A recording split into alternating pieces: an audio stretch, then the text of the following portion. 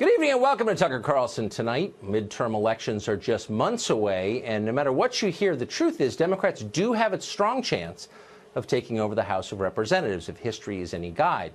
What does that mean? Well, in the short term, it means that Nancy Pelosi will get unfettered subpoena power. Maxine Waters is likely to be chairman of the Financial Services Committee.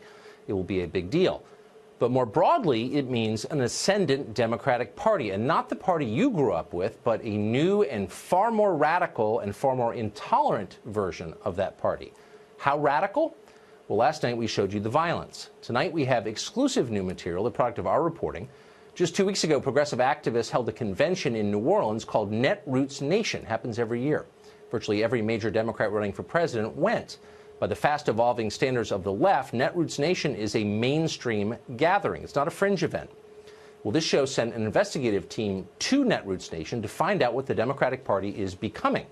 The very first thing we noticed is that socialism, long discredited by nearly a century of murder and suffering, is reemerging and moving toward the center of Democratic politics. What I see is not a time for moderation. It's a time for progressives to double down on what we believe in. The establishment is terrified of that word, socialism. But if we learned one thing from the Obama years, it's that Republicans are going to call us socialists no matter what we do. So we might as well give them the real thing.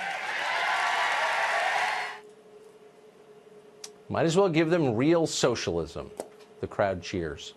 Just 10 years ago, Democrats nodded to the idea of border security. They said they were for it. Now, the very idea of immigration enforcement of any kind, of borders themselves, is considered repugnant on the left.